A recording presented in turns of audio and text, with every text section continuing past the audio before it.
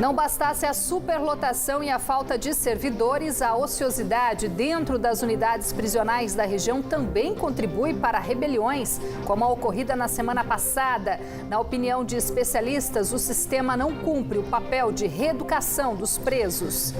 Dor e revolta marcam o enterro do morador de São José dos Campos, morto a tiros durante um assalto na frente da mulher e da filha, em pleno Dia dos Pais.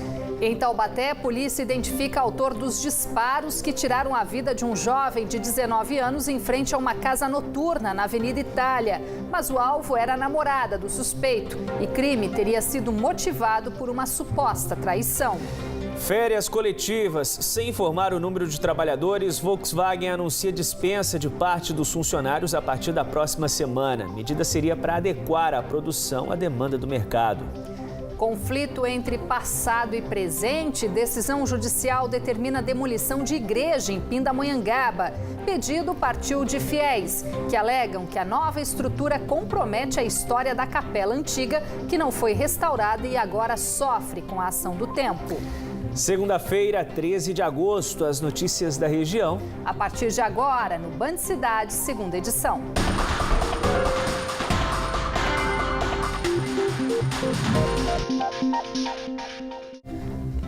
Boa noite para você.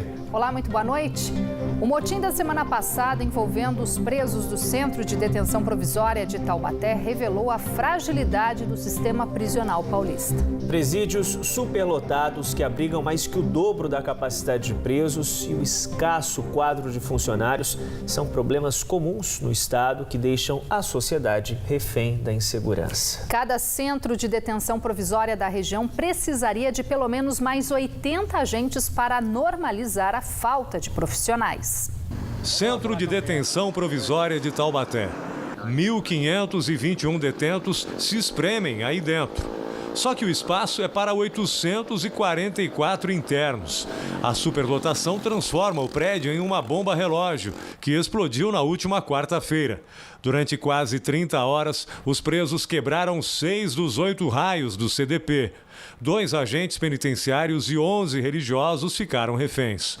O Centro de Detenção Provisória de São José dos Campos também desafia as leis da física. A capacidade é para 525 presos, mas o prédio está com 997. Assim como em Taubaté, o Sindicato dos Funcionários do Sistema Prisional denuncia que faltam servidores na unidade. Faltam uma média de 50 a 80 funcionários em cada CDP, talvez até um pouco mais, devido a aposentadorias, a exonerações, e o Estado não manda funcionário para substituir esses. O agente penitenciário, ele tem 12 horas para trabalhar e o preso ele tem 24 horas para estudar toda a deficiência dessa gestão penitenciária, seja o prédio, seja o corpo funcional, e ele ataca geralmente naquele momento mais fraco. Superlotação, falta de agentes penitenciários são problemas históricos no sistema prisional brasileiro. Mas a causa dos motins, como registrado na semana passada nesta unidade, não é apenas estrutural. Quem é especialista no setor afirma que os presídios também não cumprem a função de recuperar o preso. Para este desembargador que trabalhou na ONU e estudou prisões do mundo inteiro, a ociosidade no sistema penitenciário é o principal fator para rebeliões. Silvio Marques ressalta que o planejamento educacional e profissional deve ser adequado à região de onde vem o preso. E Minas Gerais dá o exemplo. O índice de reincidência aqui em São Paulo é igual ao do Brasil, que é um absurdo mundial. Enquanto que em Minas Gerais é baixíssimo o índice de reincidência. É menos de 20%. Se o preso é da cidade, ele vai voltar para a cidade, eles têm que ser preparados para isso. Então ele tem que ser profissionalizado para poder sobreviver na mesma cidade sem tendência de voltar para o crime. Se ele é de uma cidade de lavoura, ele tem que ser preparado para trabalhar na lavoura ou na pecuária, e assim por diante. Se a cidade for industrial, ele vai ser treinado para trabalhar em algum torno, alguma soldadora, qualquer espécie. Era o que faziam em São Paulo as APACs, Associações de Proteção e Assistência aos Condenados. O Estado tinha mais de 100. Hoje, segundo o especialista, todas foram extintas. O governo do estado, os nossos representantes políticos, eles têm que repensar e refazer um método para reativar as APACs, apoiar os voluntários, retreinar os voluntários, criar novos voluntários e fazer isso funcionar. O governo não deixa a gente atuar dessa forma. Esse é o problema. No CDP, que tem 1.500 presos, são presos provisórios. Como ele vai levar a APAC para preso provisório? Então, hoje, o João está lá, daqui a meia hora ele ganha um alvará. Então, essas ideias, em nenhum momento a gente deve descartá-las. Temos que sentar. A APAC para preso sentenciado. E qual é a sentença desse preso? Por meio de nota, a Secretaria de Administração Penitenciária informou que desde o início do plano de expansão de unidades prisionais entregou mais de 20 mil vagas e que outros 13 presídios estão em construção. E que outras medidas, como ampliação de vagas do regime semiaberto, adoção de penas alternativas e as audiências de custódia, também ajudam a reduzir a superlotação do sistema penitenciário. Já com relação à defasagem de agentes, a ASAP informa que este ano foram nomeados mais 935 agentes de segurança penitenciária e 269 agentes de escolta e vigilância penitenciária. Porém, não pode informar o número de agentes em cada unidade por questões de segurança. O corpo de José Rodrigues dos Santos Neto, de 58 anos, foi enterrado hoje em São José dos Campos. Ele foi morto a tiros por criminosos na frente da esposa e da filha no domingo, em pleno Dia dos Pais. Os bandidos abordaram a família que estava no bairro Floradas de São José e anunciaram um assalto na tentativa de levar o carro da vítima.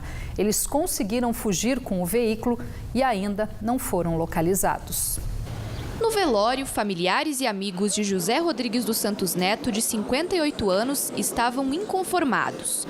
O homem morreu após levar um tiro durante um assalto na tarde deste domingo em São José dos Campos. O crime aconteceu na frente da mulher e da filha, em pleno Dia dos Pais. É muito triste ver alguém que você ama morrendo na sua frente, caindo na sua frente. Não tenho nem o que explicar. A família mora no bairro Floradas de São José e voltava de um passeio de carro. José desceu do veículo para passear com a cachorrinha nessa praça.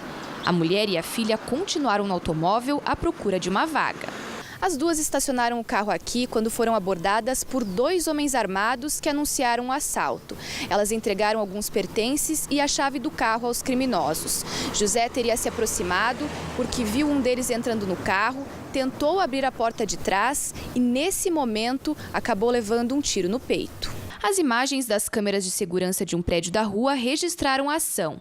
No fundo do vídeo, é possível ver um dos bandidos entrando no veículo e, logo em seguida, a vítima atravessa a rua e abre a porta. Este outro ângulo flagrou um suspeito aparentemente armado que teria participado do crime. Eu estava prestando atenção na minha mãe, que ela começou a ficar desesperada, pedir socorro. Aí, quando eu olhei para o meu pai, ele já estava lá na porta do meu carro, porque eu não sei se ele achou que eu estava lá dentro do carro com a minha mãe. E ele estava puxando a porta e o cara abriu a porta e deu um tiro no peito dele.